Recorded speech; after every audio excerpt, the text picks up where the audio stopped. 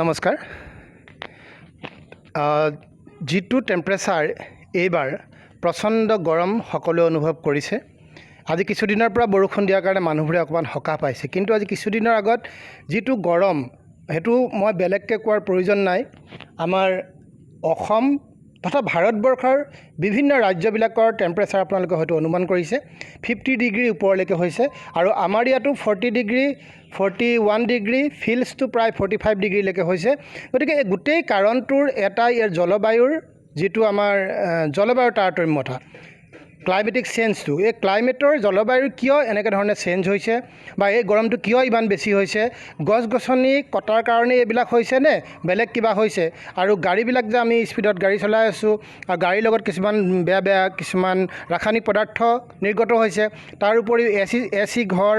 AC গাড়ী, এই গোটেইবিলাক বস্তুৱে কেনেধৰণে পৰিৱেশত প্ৰভাৱ পেলাইছে, এই সকলোবিলাক কথা আমি আলোচনা কৰিবৰ কাৰণে ডিব্ৰুগড় বিশ্ববিদ্যালয়ৰ পদাৰ্থ বিজ্ঞান বিভাগৰ ডক্টৰ বিনীতা পাঠক ডাঙৰীয়ানী, আৰু আটাইতকৈ ভাল কথা তেওঁ পৰিৱেশ বিজ্ঞানী। গতিকে তেখেতৰ লগত আমি আজিৰ এই কথাটো আমি কি ভুল কৰি আছোঁ যাৰ কাৰণে আমি ভুগিবলগীয়া হৈছে, এই কথাটো অকণমান আমি ৰাইজৰ মাজলৈ আগবঢ়াবলৈ নমস্কাৰ। মই প্ৰথমতেই ডক্টৰ বিনীতা পাঠক ডাঙৰীয়ানী, মই মোৰ ফালৰ পৰা আন্তৰিক শুভেচ্ছা জ্ঞাপন কৰিছোঁ, আমাৰ চেনেললৈ স্বাগতম জনাইছোঁ। এয়া হৈছে বৰ্তমান জলবায়ু বিজ্ঞানী ডক্টৰ বিনীতা পাঠক ডাঙৰীয়ানী। মই তুমি শব্দটো ব্যৱহাৰ কৰিম কাৰণ মই সৰুৰ পৰা পোৱা এগৰাকী বিজ্ঞানী, মই সৰুৰ পৰা পোৱা, মই গৌৰৱ কৰোঁ তেখেতক পোৱা। গতিকে মই আপুনি ক'লে মোৰ পটককৈ তুমি আহি যাব, দুইটা হৈ যাব, খেলি মেলি হ'ব, গতিকে তুমি শব্দটো কৈছোঁ। প্ৰথমতে এগৰাকী বিজ্ঞানী হিচাপে এই যিটো এইবাৰ যিটো গৰম, আমাৰ এতিয়া হৈছে অক্টোবৰ নহয় জানো, আগষ্ট ছেপ্টেম্বৰত যিটো গৰম হ'ল থাকিব নোৱাৰা অৱস্থা। আৰু মই এজন সাধাৰণ মানুহ হিচাপে গাড়ীখন ঘৰত কেতিয়াবা 3 ঘণ্টা 2 ঘণ্টালৈকে এচি দি পেলাই ঘৰত মাহঁতক ভিতৰত বহাই থৈ দিওঁ, কাৰণ মই মাহঁতৰ কষ্ট চাব নোৱাৰা হৈছিলোঁ। এনেকুৱা এটা পৰিস্থিতি হয়তো এইবছৰ যিমান তাৰ আগৰ বছৰতকৈ এইবছৰ বেছি হৈছে। এই গোটেই কথাখিনিৰ বিষয়ে অকণমান ক'লে সুবিধা হ'ব ৰাইজৰ। হয়, প্ৰথম কথা, আমি জলবায়ু পৰিৱৰ্তন হৈছে, ক্লাইমেট চেঞ্জ আমি সকলোৱে জানো, আবাল বৃদ্ধ বনিতা। এতিয়া এই পৰিৱৰ্তনবোৰ বৰ এটা মানে খুব এবছৰ বা দুবছৰতে হোৱা কথা নহয়। যোৱা বছৰ গৰম আছিলে নে নাই আপুনি সঠিককৈ আমাৰ কিন্তু মনত নাথাকে, সেইটো এটা কথা। আমাৰ স্মৃতি ইমান মানে প্ৰখৰ নহয় যে যোৱা সপ্তাহত আজিৰ দিনটোত যোৱা বছৰ আজিৰ দিনটোত কিমান গৰম আছিলে বা আজি কিমান হৈছে, তাৰতম্যতা আছে। আৰু এইবাৰ হয়, আমি যেতিয়া ডিব্ৰুগড়ত মানে মোৰ যিটো গৱেষণাগাৰ আছে, তাত আমাৰ এটা অট'মেটিক ৱেডাৰ ষ্টেচন বুলি কওঁ, য'ত আমি আৰ্দ্ৰতা, চাপ, বায়ুমণ্ডলীয় চাপ, তাৰপিছতে উষ্ণতা এইবোৰ জোখোঁ বা বৰষুণ কিমান পৰিমাণে হৈছে এইবোৰ জোখ কৰোঁ। তেতিয়া আমি এইটো পাইছোঁ যে আমাৰ সৰ্বোচ্চ উষ্ণতা 28.9 ডিগ্ৰী চেণ্টিগ্ৰেড ইমানলৈ হৈছিলে। আৰু সেইদিনাখন আমি অনুভৱ কৰা যিটো ফিল্ডছ লাইক বুলি এটা আহি থাকে মোবাইলত সকলোৱে চায়, তো সেই ফিল্ডছ লাইকটো আছিলে 39.12। এতিয়া সেই আমি আচলতে যদিও 38 ডিগ্ৰীটো বহুত বেছি নহয়, 38 বা 39 ডিগ্ৰীটো, সেইটো যদি আপুনি দিল্লী বা এনেকুৱা অকণমান ৰাজস্থান এনেকুৱা ঠাইত যদি আপুনি চাই, আপোনাৰ কাৰণে এইটো অকণমান নগণ্য ধৰণৰ বুলি ভাবিব পাৰিব। কিন্তু আমাৰ ইয়াত কি হয়, আমাৰ আৰ্দ্ৰতা, বায়ুমণ্ডলীয় আৰ্দ্ৰতা বহুত বেছি। সাধাৰণ মানুহৰ কাৰণে আৰ্দ্ৰতাটো বুজাই দিব লাগিব। আৰ্দ্ৰতাটো নিশ্চয়। এতিয়া আমি জানো আমাৰ বায়ুমণ্ডলত আছে আটাইতকৈ বেছি নাইট্ৰজেন, মানে 78%, আপুনি যদি মানে আয়তন হিচাপে চায়, আৰু অক্সিজেন আছে 21%, আৰু ধৰক আৰ্গন আৰু আৰু বাকী যিমানবোৰ গেছৰ আপুনি নাম ল'ব পাৰে গোটেইবোৰ বায়ুমণ্ডলত কিন্তু আছে। আমি সেইবিলাকৰ সম্পৰ্কে আমাৰ গৱেষণা হয়। এতিয়া এই এটা যদি নিৰ্দিষ্ট আপুনি এভোগাড্ৰ নাম্বাৰ, মই যিসকলে বিজ্ঞানত পঢ়িছে তেওঁলোকে জানিব, এভোগাড্ৰ যিটো নাম্বাৰ 6.02 × 10⁻23 নাম্বাৰছ অফ মলিকিউলছ মানে ইউনিট ভলিউম, এটা আমি নিৰ্দিষ্ট এটা মই ইমানখিনি মানে এইটো এটা যেনিবা ভলিউম বুলি যদি কওঁ, ইয়াত যদি কিমান ধৰণৰ সংখ্যক থাকিব গেছবোৰ আকৌ কি, নাইট্ৰজেন থাকিব, অক্সিজেন থাকিব, আৰ্গন, কাৰ্বন ডাই অক্সাইড, কাৰ্বন মনক্সাইড, ছালফাৰ ডাই অক্সাইড, এই আটাইবোৰ গেছ, আৰু তাৰ লগতে জলীয় বাষ্প হিচাপে থাকিব, পানীবোৰ জলীয় বাষ্প হিচাপে বায়ুমণ্ডলত থাকে। এতিয়া সেই জলীয় বাষ্পবোৰ ইমানখিনি ধৰক মই কৈছোঁ এইটো হাইপথেটিকেলি, আৰু ইমানটো চাইজৰ এটা ভলিউমত ধৰক কিমানখিনি জলীয় বাষ্প থাকিব সেইটো উষ্ণতাৰ ওপৰত নিৰ্ভৰ কৰিব এতিয়া আপুনি বেলেগ 20 ডিগ্ৰী উষ্ণতা বা 25 ডিগ্ৰী উষ্ণতাত সেইটো তাৰতম্য হ'ব কিন্তু যদি 20ৰ পৰা 25 ডিগ্ৰী উষ্ণতাটো আপুনি বঢ়াই দিয়ে জলীয় বাষ্পৰ পৰিমাণ ইয়াত কিন্তু বাঢ়িব বেছিকৈ ধৰিব পাৰিব সেইকাৰণে উষ্ণতা বঢ়াৰ লগে লগে আমাৰ বায়ুমণ্ডলত জলীয় বাষ্পৰ পৰিমাণটো বাঢ়ি বাঢ়ি গৈ আছে এই কাৰ্বন ডাই অক্সাইডৰ পিছত জলীয় বাষ্পৰ এই যে পৰিমাণটো বঢ়াটোৱে আমাক ই গৰম কৰে জলীয় বাষ্পই আমাৰ পৃষ্ঠৰ পৰা যিবোৰ মানে ধৰক তৰংগ ওলাই দিয়েচোন সেইবোৰ আৰু সূৰ্যৰ পৰা অহা ৰশ্মি এই এটাবোৰ বিভিন্ন মানে এটা ৱেভলেন্থ ৰেঞ্জত বুলি ক'ম বেলেগ বেলেগ তৰংগ দৈৰ্ঘ্যটি এবজৰ্ব কৰি পেলাই আকৌ ৰিৰেডিয়েট কৰে বুলি কওঁ পুনৰ এৰি দিয়ে সেই পুনৰ এৰি দিয়াটোৱে উত্তাপ বাঢ়ি যায় সেইটোৰ ক্ষেত্ৰত আমি অকণমান সেউজ গৃহৰ কথাও ক'বলগীয়া হয় মই সেউজ গৃহটো কৈ লৈছোঁ আপুনি মই পাহৰি গ'লে মোক আকৌ মনত পেলাই দিব দেই এতিয়া সেউজ গৃহত কি মানে যিটো প্ৰভাৱ সেইটোত কি হয় সেউজ গৃহৰ প্ৰভাৱ কিন্তু যিটো মানে প্ৰাকৃতিকভাৱে থাকে সেই সেউজ গৃহৰ প্ৰভাৱ নথকাহেঁতেন কিন্তু আমি বৰ্তি থাকিব নোৱাৰিলোহেঁতেন দেই সেইটো এটা বৰ মানে দৰকাৰী কথা যে আমি সেউজ গৃহ ব্যৱহাৰ কৰোঁ খেতি পথাৰৰ কাৰণে মানে কিছুমান ঠাইত মানে যাতে উত্তাপটো মানে ট্ৰেপ কৰি ৰাখে শোষণ কৰি ৰাখে আৰু সেইখিনি উত্তাপতে গছ গছনিবোৰ ডাঙৰ হয় তেনেকুৱা ধৰণৰ এটা মানে সামঞ্জস্য আনি পেলাই সেউজ গৃহ শব্দটো আহিছে এতিয়া সেউজ গৃহৰ গেছকেইটা হ'লগৈ ধৰক কাৰ্বন ডাই অক্সাইড মিথেন আৰু এই জলীয় বাষ্পও অলপ হয় পৰিমাণ আছে আকৌ তেনেকৈ মানে নাইট্ৰাছ অক্সাইড N2 যিটো লাফিং গেছ বুলি কওঁ যে আমি হাঁহি উঠা গেছ সেইটো আৰু তাৰ লগত আছিলে আপোনাৰ CFC সকলোৱে জানে ক্ল'ৰ'ফ্ল'ৰ কাৰ্বন যি মানে ওজন ছিদ্ৰ সেইটো অজনৰ পিন্ধা এই কৰিছে যে সেইবিলাক আৰু তাৰ লগত এই জলীয় বাষ্পৰো এটা কিন্তু হেৰি আছে মানে অনবদ্য এটা মানে প্ৰভাৱ আছে এই সেউজ গৃহ প্ৰভাৱটো মানে বৃদ্ধি কৰে এতিয়া কাৰ্বন ডাই অক্সাইড আৰু মিথেন বা জলীয় বাষ্প এইবোৰ যদি নহ'লেহেঁতেন আমি কিন্তু এই যিটো উত্তাপত আমি আছোঁ আমাৰ গোটেই পৃথিৱী সমগ্ৰ পৃথিৱী যদি আপুনি গড় উষ্ণতা জোখে -18 ডিগ্ৰী মানে ঋণাত্মক স্কেলত 18 ডিগ্ৰী যিটো মানে চন্দ্ৰপৃষ্ঠৰ নিচিনা উষ্ণতা আমি পৃথিৱীখনত সমগ্ৰ পৃথিৱী আপুনি তাত থৰ মৰুভূমি চাহাৰা মৰুভূমি সোমাই আছে আপুনি তাত গ্ৰীণলেণ্ড আণ্টাৰ্কটিকাৰ টেম্পাৰেচাৰ যিবোৰ মাইনাছত থাকে সেইখিনি গোটেইখিনি আমি এভাৰেজ কৰি পেলাব পাৰোঁ নহয় তেতিয়া মাইনাছত হয় যদি সেউজ গৃহৰ প্ৰভাৱটো নাথাকিলেহেঁতেন এই মানে এতিয়া সেউজ গৃহৰ প্ৰভাৱটো হ'লগৈ এইখিনি গেছ যিকেইটা গেছৰ নাম ল'লোঁ কেইটামান গেছে সেউজ গৃহৰ গেছ কিন্তু দেই আৰু তাৰ লগত ওজনো হয় ওজন কিন্তু কি হয় ওজন আমাৰ 18 কিলোমিটাৰলৈকে আমাৰ পৃথিৱী পৃষ্ঠৰ পৰা 18 কিলোমিটাৰলৈকে আমি ট্ৰপ'স্ফিয়াৰ বুলি কওঁ আমাৰ যিসকলে মানে হেৰি কি কয় ভূগোল পঢ়ে তেওঁলোকে এইটো জানেই ভালকৈ আমাৰ মানে ক্লাছ 8 মানৰ পৰা ক্লাছ 5-6টো হয়তো আছে তেওঁলোকে জানে তো এতিয়া এই পৃষ্ঠৰ পৰা 18 কিলোমিটাৰলৈকে এইখিনি ঠাইত যিখিনি ওজন আছে সেইখিনি ওজনে কিন্তু সেউজ গৃহৰ প্ৰভাৱত হেৰি কৰে কিন্তু তাৰ ওপৰত 18 কিলোমিটাৰৰ ওপৰত যিখিনি গেছ আছে যিটো আমি মানে ওজন মণ্ডল বুলিও ক'ব পাৰোঁ আৰু যিটো ষ্ট্ৰেটস্ফিয়াৰ বুলি কয় 18 কিলোমিটাৰ 50 কিলোমিটাৰলৈকে এতিয়া তাত আকৌ কি হয় তাত ওজনবোৰ নাথাকিলেও আকৌ আমাৰ জীৱন সম্ভৱ নহ'লহেঁতেন বৰ ইণ্টাৰেষ্টিং ষ্টেপ বাই ষ্টেপ আমাক কেলৈ আমি 18 কিলোমিটাৰলৈকে আমাৰ এই যে বায়ুমণ্ডলটো দৰকাৰী আকৌ বতৰ নহ'লেহেঁতেন নহয়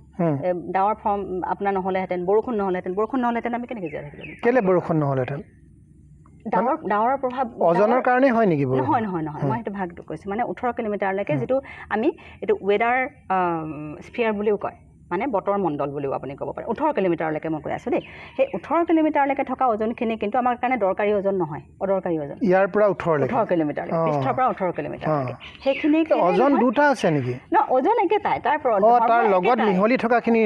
তাৰমানে নহয় আপোনাৰ সেই ষ্ট্ৰেটস্ফিয়াৰত থকা ওজনখিনি কি কৈছে এই সূৰ্যৰ পৰা অহা যিবোৰ মানে অতি বেঙুনী ৰশ্মি সেইখিনিক শোষণ কৰে আকৌ কৰে মানে তাত ৰিয়েকশ্যন হয় বহুতবোৰ অক্সিজেনৰ পৰা ওজন ফৰ্মেশ্যন হৈ থাকে এনেকুৱা নহয় যে ওজনবোৰ এনেকৈ অক্সিজেন বা নাইট্ৰজেনৰ নিচিনাকৈ মানে ডাইৰেক্টলি আহি যোৱা ধৰণৰ নহয় ওজনবোৰ ফৰ্মেশ্যন হয় অক্সিজেনৰ পৰা সেই অক্সিজেনখিনি যিমানখিনি মানে সেইটো উষ্ণতা মানে সেইটো কি কয় উচ্চতাত আছে আৰু তো সেই ওজনখিনি আৰু লগত যিখিনি অতি বেঙুনী ৰশ্মি ৰিয়েকশ্যন হৈ পেলাই 18 কিলোমিটাৰ ওপৰত তাৰমানে ৰিয়েকশ্যন হৈ পেলাই সেই অতি বেঙুনী ৰশ্মিখিনি তাতে ব্যৱহাৰ হৈ যায় আকৌ ওজনৰ পৰা অক্সিজেনলৈ কনভাৰ্ট হ'ল অক্সিজেনৰ পৰা ওজন হৈছে ওজনৰ পৰা অক্সিজেনটো চাইক্লিক এটা চেপমেন ৰিয়েকশ্যন বুলি কয় এইবোৰ চলি থাকে আৰু এই তলৰখিনি ওজন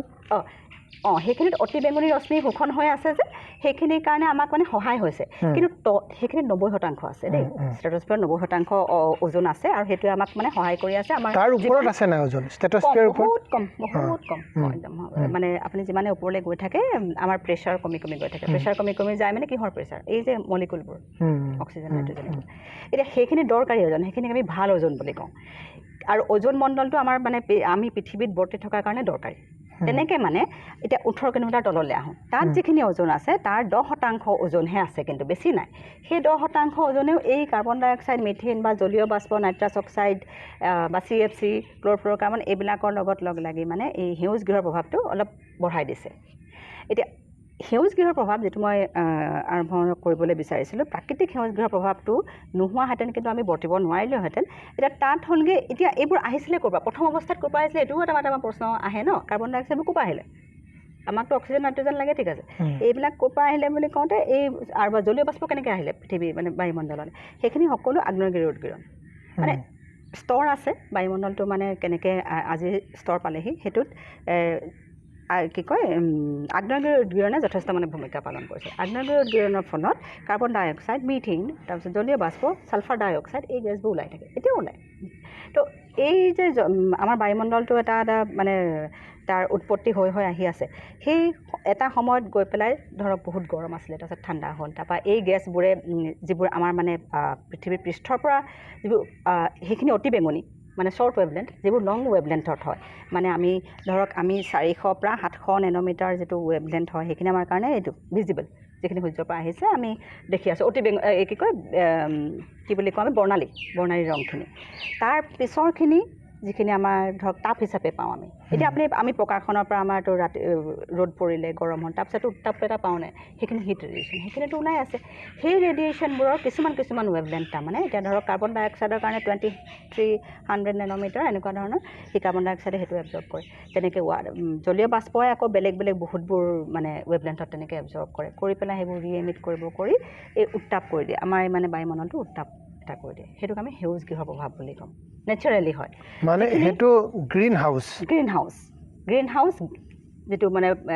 ইফেক্ট গ্ৰীণ শব্দটো কেলে আহিলে বাৰু এনে ওপৰতে সুধি লৈছোঁ মই তাৰমানে এই যিবোৰ সেই কাভাৰ কৰা সেইবোৰ মানে শাক পাচলি কৰিবৰ কাৰণে কিবা এনেকৈ কৰে যে তো সেই তাত তাৰমানে এনেকুৱা কিবা গ্ৰীণ কালাৰৰ এনেকুৱা নেট টাইপৰ বিশেষকৈ কৰা হয় আৰু কি হয় তাৰ লগতে গ্ৰীণ আৰু এটা কথা হ'ল যে সূৰ্যৰ যিখিনি ৰশ্মি আমি পাই আছোঁ তাৰো এটা স্পেক্ট্ৰাম আছে তাৰ স্পেক্ট্ৰামটোত মানে কি হয় আপুনি সেইটো সেই ৱেন্স ডিছপ্লেচমেণ্ট ল' আছে ফিজিক্সত আমি পঢ়োঁ হায়াৰ ছেকেণ্ডেৰীত তাত তাৰমানে লেমডা টি ইকুৱেল টু মানে এটা কনষ্টেণ্ট হয় তো সেই তাৰ পৰা তাৰমানে এটা যিকোনো এটা বডি যাৰ তাৰ কিমান টেম্পাৰেচাৰ হ'ব আমাৰ বডিৰো হিউমেন বডিৰো যিমান টেম্পাৰেচাৰ হয় আমাৰ ৰুম টেম্পাৰেচাৰ ধৰক 300 ধৰক কেলভিন যেনিবা তো সিমানখিনি উষ্ণতাত তাৰমানে কিমান ৰেডিয়েশ্যন ওলাব তেনেকৈ সূৰ্যৰ 6000 ডিগ্ৰী মানে 6000 কেলভিন তো 6000 কেলভিন যদি আমি সেই লেমডা টি ইকুৱেল টু কনষ্টেণ্টত পুট কৰোঁ ন তেতিয়া আমি গ্ৰীণ ৰেডিয়েশ্যনত মেক্সিমাম মানে 480 পৰা 500 আৰু তো সেইকাৰণে গ্ৰীণ কি কয় সেউজীয়া ৰশ্মিয়ে বেছিকৈ আহে সূৰ্যৰ যিটো স্পেক্ট্ৰাম আৰু ইয়াত সেই গ্ৰীণ কাভাৰটো কৰে এই তেনেকৈ ধৰণে কৈ পেলাই গ্ৰীণ হাউচ শব্দটো মানে এটা সময়ৰ পৰা আৰম্ভ কৰিলে তো এতিয়া এই যে গ্ৰীণ হাউচ গেছবোৰ এতিয়া ক'লোঁ মানে জলীয় বাষ্পকো গ্ৰীণ হাউচ গেছৰ অংশ হিচাপে ধৰা যায় এইখিনিৰ পৰিমাণ বাঢ়ি গৈ আছে এতিয়া বঢ়াৰ কাৰণবোৰ আমি জানো কল কাৰখানা আমি ইমান গাড়ী মটৰ চলাইছোঁ আমি ইমান বেছি কনষ্ট্ৰাকশ্যন কৰিবলৈ বিভিন্ন ধৰণৰ সামগ্ৰী সৰঞ্জাম লাগে সেই আটাইবোৰে মিলি পেলাই আপোনাৰ কাৰ্বন ডাই অক্সাইডৰ পৰিমাণ ইমানেই বাঢ়ি গৈ আছে মানে আমাৰ যিটো ধৰক যেতিয়া আমাৰ শিল্প বিপ্লৱ হোৱা নাছিলে তাৰ আগত যিমান কাৰ্বন ডাই অক্সাইড আছিলে সেইখিনি দৰকাৰী প্ৰাকৃতিক সেউজীয়া গৃহৰ কাৰণে সেইখিনি যথেষ্ট আছিলে কিন্তু সেইখিনিৰ পৰিমাণ বাঢ়ি গৈ আছে আৰু এতিয়া এই গোটেই বায়ুমণ্ডলটোত এটা ডাঙৰ এটা ৰাসায়নিক গৱেষণাগাৰ তাত বিভিন্ন ধৰণৰ মানে আপোনাৰ এইবোৰ ক্ৰিয়া মানে কি কয় ৰাসায়নিক বিক্ৰিয়া ঘটিয়ে থাকে কিন্তু কথা হ'ল কাৰ্বন ডাই অক্সাইডৰ পৰিমাণটো কেলে বাঢ়ি গৈ আছে বাকীবোৰ কিয় বঢ়া নাই কাৰ্বন ডাই অক্সাইডৰ মানে ইয়াৰ কাৰণে গৰমটোৰ কাৰণে যদি মই সংক্ষেপে কওঁ সাধাৰণ মানুহৰ কাৰণে কাৰ্বন ডাই অক্সাইড ৰেছপন্সিবল ৰেছপনচিবল আৰু জলীয় বাষ্প কেনেকৈ ৰেছপনচিবল সেইটো অকণমান মই কৈ আছোঁ বাৰু হা তো কাৰ্বন ডাই অক্সাইড মেইন ৰেছপনচিবল মানে আপুনি যদি কয় যে যিবোৰ আমি কুৱেশ্যন আমি নিজেও কুৱেশ্যন পুট কৰোঁ বা এতিয়া প্ৰশ্নটো উত্তৰটো আহিছে হয় হয় গছ গছনি কিয় কাটিব নালাগে কাৰণ সেই কথাটো এতিয়া আহি গৈছে উত্তৰটো গম পাইছেনে কাৰণ আমি কাৰ্বন ডাই অক্সাইড এৰোঁ গছে কাৰ্বন ডাই অক্সাইড শোষণ কৰি আছে তাহাঁতক নাই দিয়া শোষণ কৰিবলৈ আমি কাটি পেলাইছোঁ নহয় গছবোৰ আচ্ছা আৰু কোনবোৰ গছে কিমান কাৰ্বন ডাই অক্সাইড হেৰি কৰিব পাৰে সেইবোৰো আছে বাঁহ গছ আটাইতকৈ ভাল বতৰৰ মানে কাৰ্বন ডাই অক্সাইড এবজৰ্ব বাঁহ আমাৰ থলুৱাখিনিকহে মই মানে ক'বলৈ বিচাৰিছোঁ এতিয়া আমি বাঁহ গছ কাটি দিছোঁ বাঁহ গছ কাটি আমি বেলেগ ধুনীয়া ধুনীয়া পাইন গছ বা কিছুমান আটক ধুনীয়া গছৰ কথা ভাবি আছোঁ তো মই সদায় মানে এইটো কথালৈ আকৌ আহিম বাৰু মোৰ কথাবোৰ হয়তো অকণমান ইফাল সিফাল হৈছে এতিয়া সেই কাৰ্বন ডাই অক্সাইডৰ পৰিমাণবোৰ বাঢ়ি যোৱাৰ এটা মূলতে কাৰণ হ'ল কাৰ্বন ডাই অক্সাইডৰ যিটো লাইফ টাইম আমাৰ যেনেকৈ জীৱনকাল এটা থাকে নহয় বায়ুমণ্ডলত এই গেছবোৰৰ এটা নিৰ্দিষ্ট জীৱনকাল থাকে এতিয়া আজি এইটো অক্সিজেনবোৰ আকৌ এনেকুৱা বহুত দিন জীয়াই থকা তেনেকুৱা নহয় অক্সিজেন ৰিলিজ হৈছে কাৰণ গছে অক্সিজেন দি আছে নহয় আমাক অক্সিজেনবোৰ আকৌ এটা ক'লোৱে ওজনৰ কাৰণে তাৰ বিক্ৰিয়া হৈ পেলাই ওজন ফৰ্মেশ্যন হৈছে হয় নাই ওজন বনি আছে ওজন হৈছে তেনেকৈ আকৌ বেলেগবোৰ ৰিয়েকশ্যন হৈ আছে এতিয়া কাৰ্বন ডাই অক্সাইডৰ কিন্তু সেই ৰিয়েকশ্যন কৰা মানে ৰাসায়নিক বিক্ৰিয়া কৰাৰ যিটো সময় সেইটো বহুত দীঘলীয়া 50ৰ পৰা 100 বছৰ আপুনি ভাবক কাৰ্বন ডাই অক্সাইডৰ লগত কাৰ্বন ডাই অক্সাইডৰ মানে লাইফ টাইম বায়ুমণ্ডলত তাৰমানে সি সোনকালে বিক্ৰিয়া নকৰে সেই কাৰ্বন ডাই অক্সাইডৰ পৰা সি যদি কাৰ্বন মনক্সাইডো হৈ গ'লহেঁতেন নহয় আমি ইমান গৰম নাপালোহেঁতেন কাৰ্বন মনক্সাইডটো এইটো বিষাক্ত সেইটো হোৱা হ'লেও ৰক্ষা তাৰমানে ৰক্ষা বুলি ক'ব নোৱাৰি তথাপি মানে ইমান গৰম নহ'লে মানে যদি আমি কাৰ্বন ডাই অক্সাইডৰ কথা চিন্তা কৰি পেলাই কওঁ তাৰমানে কাৰণ কাৰ্বন ডাই অক্সাইডৰ সেই মানে ৰেডিয়েশ্যন যিটো ট্ৰেপিং কেপাচিটি বা কাৰ্বন মনক্সাইড কিন্তু গ্ৰীণ হাউচ গেছ নহয় গ্ৰীণ হাউচ গেছকেইটাইহে যিটো উত্তাপ দৰকাৰী আছিলে তাৰ পৰিমাণটো বাঢ়ি গৈছে কাৰণ যিমানখিনি আমাক লাগিছিলে কাৰ্বন ডাই অক্সাইড বা মিথেন বা নাইট্ৰাছ অক্সাইড সেইখিনি পৰিমাণবোৰ বাঢ়ি গৈ আছে এই কথাটো এতিয়া আটাইকেইটা গ্ৰীণ হাউচ গেছৰ ভিতৰত কিন্তু কাৰ্বন ডাই অক্সাইডৰ পৰিমাণটো আটাইতকৈ বেছি হৈছে কাৰণ তাৰ লাইফ টাইমটোৱে বেছি নহয় সেই বায়ুমণ্ডলৰ পৰা আঁতৰি নাযায় নহয় এতিয়া আজি আমি যিটো কাৰ্বন ডাই অক্সাইডৰ কাৰণে গৰমটো পাইছোঁ সেইটো আমাৰ ইয়াতে ৰিলিজ হোৱা ওলোৱা কাৰ্বন ডাই অক্সাইড নহয় সেইটো ইউৰোপৰ পৰা আহিব পাৰে সেই আমেৰিকাৰ পৰা আহিব পাৰে কাৰণ সি 50 বছৰ ধৰি গোটেই পৃথিৱীৰ বায়ুমণ্ডলত ঘূৰি ফুৰিছে আৰু সেইবোৰ মিক্স হয় এনেকুৱা নহয় ইয়াতে ৰৈ আছে একদম পূৰা গোটেই পৃথিৱী সমগ্ৰ বিশ্বব্ৰহ্মাণ্ডটো মুভমেণ্টত আছে তেতিয়াহ'লে এই গেছবোৰতো ৰৈ থকা নাই গতিকে আমি এই যে উত্তাপ হৈছে এইটো উত্তাপৰ কাৰণে আমি জগৰীয়া হয় নিশ্চয়কৈ এতিয়া আমি তাৰমানে কি হৈছে আজি গৰমটো আজিৰ কাৰণতে নহয় যোৱা 30 বছৰ 40 বছৰ ধৰি পেলাই যিখিনি আমাৰ মানে মানৱে যিখিনি কাম কৰি আহিছে উদ্যোগৰ নামত উন্নতিৰ নামত এইখিনি ফল এতিয়া আপুনি ভাবিব পাৰে এটা কথা যে আমি যদি সেইখিনি পৰিমাণ বঢ়ায়ে গৈ থাকোঁ আমি যদি ফটকা ফুটায়ে থাকোঁ দিৱালী নালাগে আমি বিয়া হ'লেও ফটকা ফুটাওঁ ভাৰত পাকিস্তানৰ মই এইটো বহুত ক্ষেত্ৰৰ সময়ত এইকেইটা কথা মানে কওঁ কাৰণ সেইটো একদম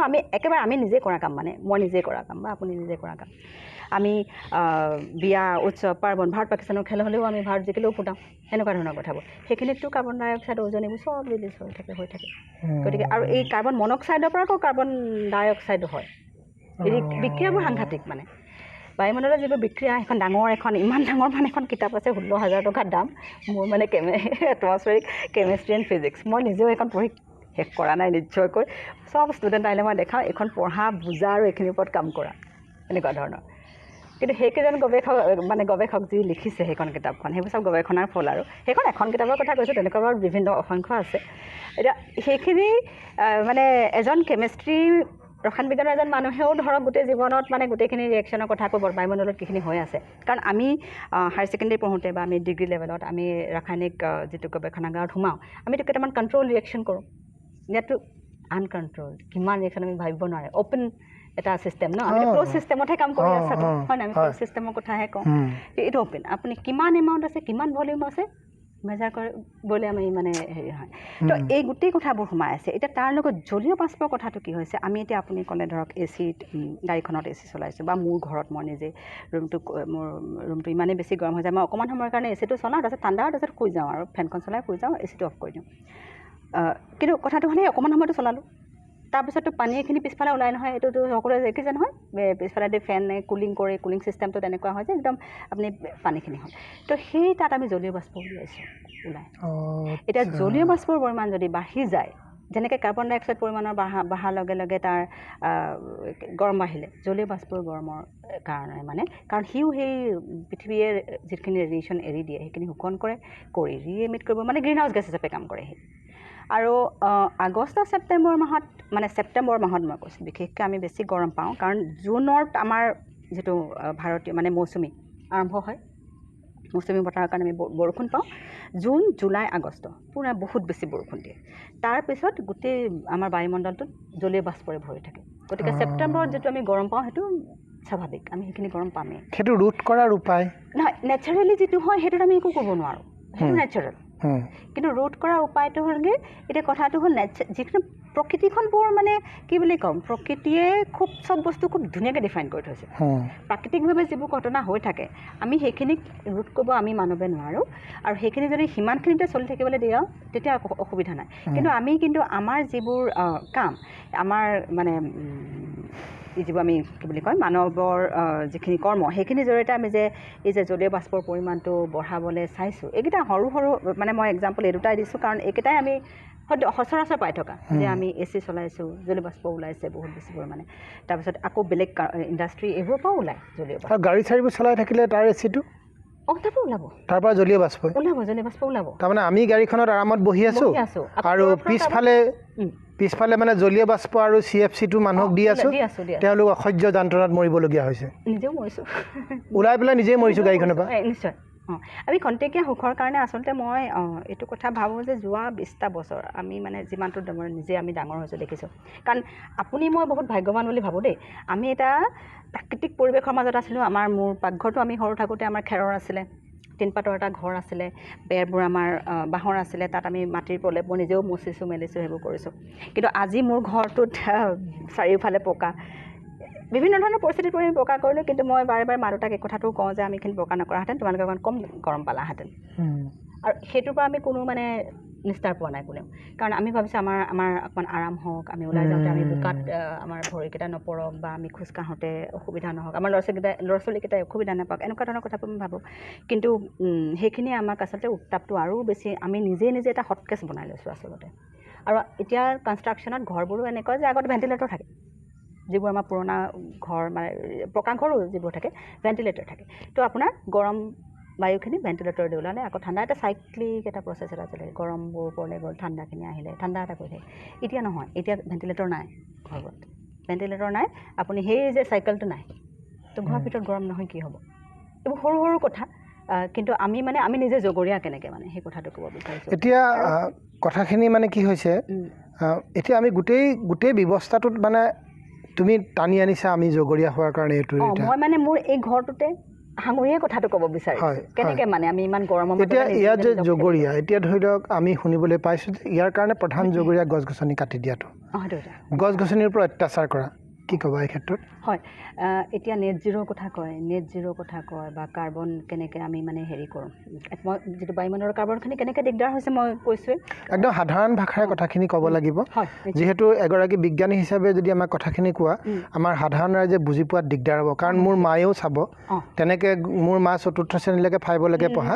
গতিকে আমি আশা কৰিছোঁ এই কথাখিনি খুব স্পৰ্শকাতৰ বিষয়, গতিকে আমি এগৰাকী বিজ্ঞানী হিচাপে বিচৰা নাই, এগৰাকী সাধাৰণ বক্তাৰ মাজত কথাখিনি আমি জানিবলৈ বিচাৰিছোঁ। হয়, এতিয়া আমি এই প্ৰক্ৰিয়াটোতো জানো যে গছে সালোক সংশ্লেষণ কৰি পেলাই নিজৰ খাদ্য প্ৰস্তুত কৰে, আৰু সেইটো কৰোঁতে গছে কি কৰে, অক্সিজেন লয়। সেই অক্সিজেনখিনি আমি এটা চক্ৰীয় এটা আদান প্ৰদানৰ জৰিয়তে চলি থাকে। আমি কাৰ্বন ডাই অক্সাইড এৰো, সেইখিনি গছে লৈ পেলাই গছে খাদ্য প্ৰস্তুত কৰে নিজৰ, আৰু তাত গছৰ সেই বিক্ৰিয়াটো, সালোক সংশ্লেষণ বিক্ৰিয়াটোত যিখিনি মানে অক্সিজেন এৰি দিয়ে সেইখিনি আকৌ আমি লৈ আছোঁ। তেনেকৈ আকৌ জলীয় বাষ্পও এৰি গৈছে, আৰু সেই জলীয় বাষ্পখিনি দৰকাৰী, কাৰণ ডাৱৰ হ'ব লাগিব, বৰষুণ হ'ব লাগিব সেইখিনি, বা তেনেকৈ পানীৰ পৰা আকৌ যিটো আমাৰ মানে জলীয় বাষ্প ওলায় সেইখিনিয়েদিও আকৌ সেইখিনিও সহায় কৰিছে যে আমাৰ ডাৱৰ হ'ব লাগিব। সেইটোতো প্ৰাকৃতিক এটা কথা। এইখিনিতে মই সংযোগ কৰি লওঁ, যিহেতু মই ঘৰৰ পৰিৱেশত আছোঁ, আমাৰ এইখিনিতে এটা পুখুৰী আছিলে, সেইফালে 2টা পুখুৰী আছিলে, কিন্তু সময়ৰ হেৰিত আমি পুখুৰীকেইটা আমি পুতি পেলালোঁ। কিন্তু মই কওঁ পুখুৰীকেইটা আমাক লাগিছিলে, মই দেউতাক এতিয়াও কৈ আছোঁ,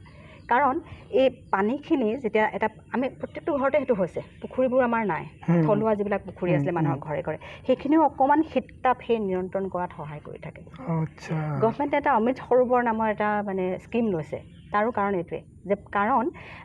এই কাৰ্বন ডাই অক্সাইডবোৰৰ কথা যে ক'লোঁ মই বাৰে বাৰে আকৌ কাৰ্বন ডাই অক্সাইডৰ কথা আনিবই লাগিব কাৰ্বন ডাই অক্সাইডবোৰ আমাৰ বায়ুমণ্ডলত আমি জানো নহয় আমাৰ বেছি 7খন মহাসাগৰে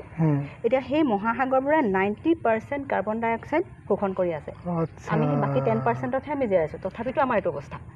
এতিয়া সেই মহাসাগৰবোৰ নথকাহেঁতেন দিগদাৰ আছিলে কাৰ্বন ডাই অক্সাইড এতিয়া আপুনি যদি মহাসাগৰৰ গভীৰতালৈ যায় কাৰ্বন ডাই অক্সাইড 200 পৰা 300 বছৰলৈকে থাকে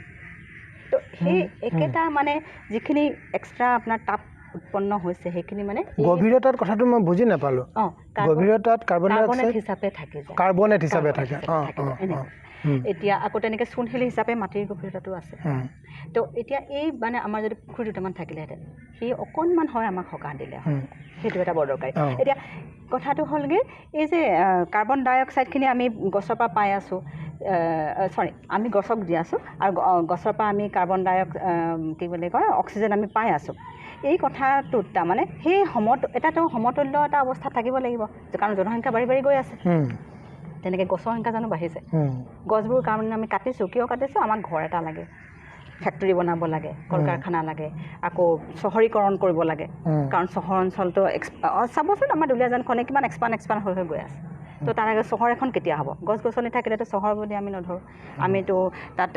কাটি মেলি আমি ফ্লেট বনাবলৈ ট্ৰাই কৰিছোঁ তেনেকৈ ধৰণে বা ৰাস্তা পদূলিও হওক ৰাস্তা পদূলিখিনি হ'বতো লাগিব সেইখিনিৰ কাৰণে ইমান আমি নধৰোঁ কিন্তু এই যে আমি আৰু সেই ঘৰ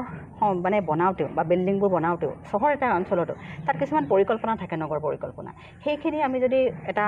মানে কি বুলি ক'ম আৰু যোৱা 30-40 বছৰত যদি সেই কথাখিনি খুব ধুনীয়াকৈ যদি এটা ছিষ্টেমেটিকেলি হ'লহেঁতেন মই দেখিছোঁ ওমানৰ নিচিনা ঠাই য'ত মানে মধ্যপ্ৰাচ্যৰ তেওঁলোকৰ এটা ছিষ্টেম থাকে তেওঁলোকৰ ঘৰবোৰ বহুত ওপৰলৈকে যাব নোৱাৰিব তেওঁলোকৰ মৰুভূমিটো তাততো গছ উপায় নাই গছ কৰিবও নোৱাৰে আমাৰ নিচিনাকৈ আৰু বিভিন্ন ধৰণৰ কালাৰ কৰিব নোৱাৰিব এনেকুৱা ধৰণৰ চৰকাৰৰ পৰা একদম হস্তক্ষেপ থাকে দেই একদম ছিষ্টেমেটিক আপুনি একেধৰণৰ ঘৰ হ'ব লাগিব বিভিন্ন য'ত যেনেকৈ মন গৈছে তেনেকৈ নহয় কিন্তু আমাৰতো তেনেকুৱা নহয় আমাৰ পৰিকল্পনাবোৰ বৰ বেলেগ বেলেগ ধৰণৰ এতিয়া সেইবোৰ কৰোঁতে আমি গছবোৰ কাটি দিছোঁ এই কাটি দিয়াৰ কাৰণে যিটো সেই সমতুল্যটো নাইকিয়া হৈছে আমি যিমানখিনি কাৰ্বন ডাই অক্সাইড এৰিছোঁ সিমানখিনি পৰ্যাপ্ত আমাৰ গছ নাই যিখিনি এইখিনি মানে এতিয়া আমি এইটো আমাৰ যিটো এটা সংকটপূৰ্ণ অৱস্থা দৈনিকটো বাঢ়ি বাঢ়ি গৈ থাকিব এতিয়া বাঢ়ি গৈ থাকিব হয় আৰু চৰকাৰেওতো চাৰিওফালৰ পৰা গছ গছনি কাটি গৈছে কাৰণ ৰাস্তা বনাব লাগে বিল্ডিং বনাব লাগে ফ্লেট বনাব লাগে ডাঙৰ ডাঙৰ এতিয়া কথা হৈছে এনেকৈ যদি থাকিবলৈ হয় কি হ'বগৈ সেইটোৱে চৰকাৰে কিছুমান পদক্ষেপ নোলোৱাও নহয় তেওঁলোকে এই যে ৰুইছে গছ কিন্তু এজোপা 100 বছৰীয়া বা 50 বছৰীয়া গছ যেতিয়া কাটি দিয়া হয় তেনেকৈ এজোপা গছ আকৌ হ'বলৈ 50 বছৰ লাগিব নহয় সেইটোৱে মানে এতিয়া এজোপা মানে এই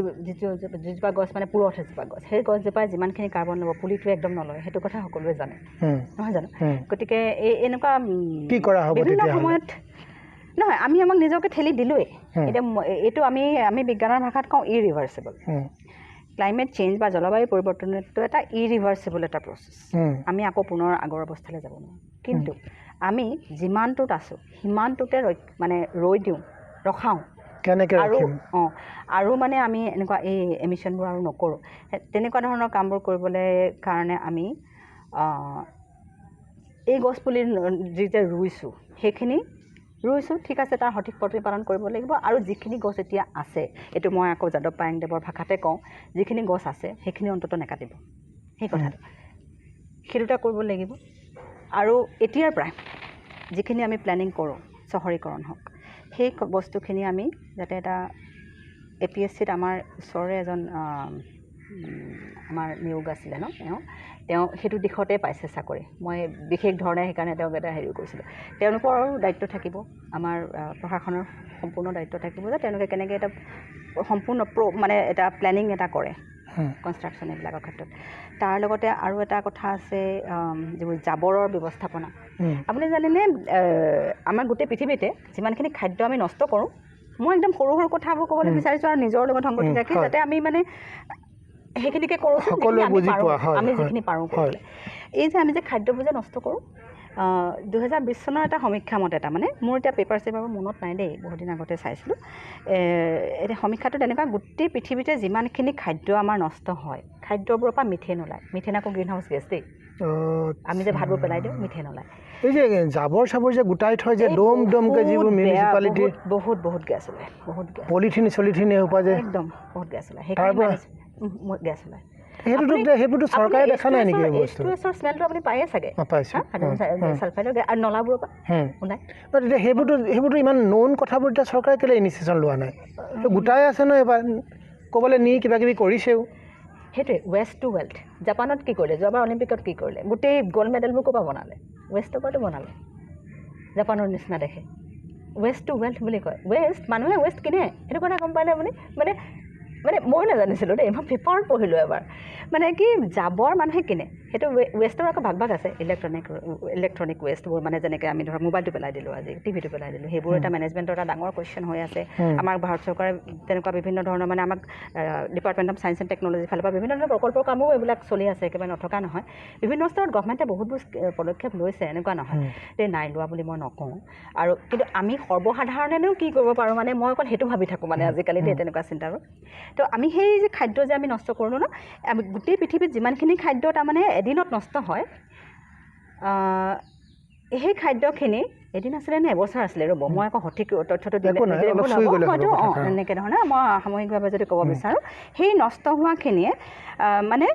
আপুনি যদি মেলি দিব পাৰে এটা নিৰ্দিষ্ট মানে থিকনেছত, তেতিয়াহ'লে তৃতীয় সৰ্ববৃহৎ দেশখন হ'ব পৃথিৱীত। তাৰমানে আমি কিমান খাদ্য নষ্ট কৰি আছোঁ। এনেইতো নাভাবোঁ আমি খাদ্য কিয় নেখালোঁ, পেলাই দিলোঁ যাওঁ। খুব বেছি আমি কওঁ যে আমাৰ ল'ৰা ছোৱালীক বহুত মানুহে খাবলৈ পোৱা নাই, খাদ্য নষ্ট নকৰিবি, খা। সেইটোতো হয়, সেইটো একেবাৰে সঠিক হয়। তাৰ লগতে মানে এই যে আমি ৱেষ্ট যিবোৰ কৰি আছোঁ, সেইবোৰৰ মেনেজমেণ্ট যদি সঠিকভাৱে নকৰে নহয়, কি কৰিবলৈ কয় এতিয়া? এইটো তুমি কি ক'বা সেইটো ক্ষেত্ৰত? মেনেজমেণ্টটো কেনেকৈ ক'বা এতিয়া? কাৰণ এইবাৰতো মিথেনটো ওলাই যায়, এইবাৰ মিথেন ওলোৱাৰ লগে লগে এইটো বস্তুৰ পৰা পৰিৱেশটো প্ৰদূষণ হৈছে, জলবায়ু পৰিৱৰ্তন হৈছে, কি কৰা হ'ব এইটো? কাৰণ মিথেনবোৰো 10 বছৰমান থাকে। আৰু লগতে এইটো মই একেবাৰে আমাৰ সময় হৈ আহিছে যে আমি তোমাৰ পৰা জানিবলগীয়া বহুত কথা আছে আৰু সুধিবলগীয়া কথা আছে, কিন্তু সময়টো যথেষ্ট হৈ যোৱাৰ কাৰণে আমি নোৱাৰিছোঁ। কিন্তু থুলমূলকৈ এইটো আমি কি কৰিব লাগিব? মই একদম সৰুকৈ কেইটামান কথা জানিব বিচাৰিম। হয়, আমি গাঁওবোৰক গাঁও হৈ থাকিবলৈ দিব লাগিব। গাঁওবোৰত গাঁও মানে যিবোৰ আমাৰ আগৰ দিনত আমি সৰু থাকোঁতে যিখন গাঁও আছিলে, তেনেকুৱা যদি অৱস্থাত মানে যিটো আপোনাৰ মনত থাকিব বা মোৰো মনত আছে, সেইখিনি বস্তু আমি গাঁওবোৰত তাৰমানে এই যিবোৰ চহৰীয় প্ৰভাৱবোৰ অকণমান যদি পাৰোঁ, মানে ধৰক আমি AC নলগোৱাকৈ আমি পাৰোঁ নেকি চেষ্টা কৰিব লাগিব। আমি ঘৰবোৰ সাজোতে এনেকুৱা এটা প্লেনিঙত হয়তো আমি ক'ব পাৰোঁ নেকি যে ভেণ্টিলেশ্যনখন দিছোঁ, আমাৰ ইয়াত AC নলগালেও হ'ব নেকি, যে আমি ঘৰটো এনেকৈ ধৰণে বনাওঁ যাতে অকণ বায়ু চলাচলৰ সম্পূৰ্ণ এটা মানে হেৰিটো থাকে, এনেকৈ ধৰণে কৰোঁ। হয়। আৰু দ্বিতীয়তে মই আৰু এটা কথা সুধোঁ, একদম সংক্ষেপে কথাকেইটা জানিব বিচাৰোঁ, যিহেতু জানিবলৈ বহুত কথা মন যায়, সময়ৰ কাৰণে শ্বৰ্ট কৰিবলগীয়া হৈছে একেবাৰে। দ্বিতীয়তে আমাৰ বহুত পৰিৱেশ কৰ্মী সৃষ্টি হৈছে আৰু কিছুমান পৰিৱেশ কৰ্মী জন্মগতভাৱে আহিছে। পৰিৱেশ কৰ্মীসকলে সমাজৰ কাৰণে বহুত ত্যাগ কৰিছে। আমি বহুত কৰ্মী দেখিছোঁ, নিৰ্দিষ্টকৈ এজনৰ নাম ল'বলৈ দিগদাৰ হৈছে। কি ক'ব তেওঁলোকক ক'ম, তেওঁলোকে যিটো কাম কৰিছে সেইটো কামতে লাগি থাকক। যি ধৰণে যাদৱ পায়েংদেৱৰ কথাকে মই কওঁ, তেওঁ এজন মানুহ যিজনে গছপুলিবোৰ ৰুই থাকিলে। হয়তো তেওঁৰ সময়ত বহুত মানুহে গছপুলি ৰুবলৈ যত্ন কৰিছিলে। 20 বছৰমান আগতে আমাৰ চেণ্ট্ৰেল গভৰ্ণমেণ্টে এটা লৈছিলে যে পদক্ষেপ কি এবছৰত এজন মানুহে এজোপা হ'লেও গছ ৰুৱক, কাৰণটো এই সমতুল্য অৱস্থা এটা কৰিব লাগিব বুলি ভাবি। কিন্তু পিছত হিচাপ নিকাচ কৰি দেখিলে যে যিমান জনসংখ্যা গছ কিমান ৰুব, এনেকুৱা ধৰণৰ কিবা এটা হ'ল। কিন্তু সেই যে মানে কণ্টিনিউ কৰি থকা কামটো কিন্তু যাদৱ পায়েংদেৱ বা তেনেকুৱা ধৰণৰ কিছু সংখ্যকে কৰি থাকিলে, চবেই নাই কৰা। এতিয়া সেই মই পায়েংদেৱৰ কথাকে আকৌ কওঁ, তেওঁ যে লাগি থাকি এতিয়া পায়েংদেৱৰ নিচিনা এজন মানুহ পৃথিৱীৰ বিখ্যাত অৰণ্য মানৱ, নহয় জানো? গতিকে তেওঁলোকে যিটো স্তৰতে আছে, যি ধৰণে পৰিৱেশলৈ মানে অৱদান আগবঢ়াই আছে, সেইটোত লাগি থাকক। আৰু কিছুমান তাত নতুনত্ব যদি সংযোগ কৰে খুব ভাল হ'ব, মই সিমানকে ক'বলৈ বিচাৰোঁ। আচ্ছা, এতিয়া আমাৰ যিসকলে বৃক্ষৰোপণৰ কাৰ্যসূচী কৰে, হয়, পিছ মুহূৰ্ততে গৰুৱে মহতিয়াই যায়, সেইটো উচিত নহয়। কি ক'বা সেই ক্ষেত্ৰত? এইটো ক্ষেত্ৰত তেওঁলোকক কি ক'বা? সেইটোৱে, সিমানখিনি সচেতন আমি হ'ব লাগিব। নহ'লে আমি কেনেকৈ নিজকে সচেতন নাগৰিক বুলি ক'ম, সচেতন মানৱ সম্পদ বুলি ক'ম, বা সচেতন এজন অভিভাৱক বুলি ক'ম? আমাৰ অকল ল'ৰা ছোৱালীৰ অভিভাৱক নহয়, আমি পৃথিৱীখনৰো অভিভাৱক। আমি আমাৰ ল'ৰা ছোৱালী মানে আমাৰ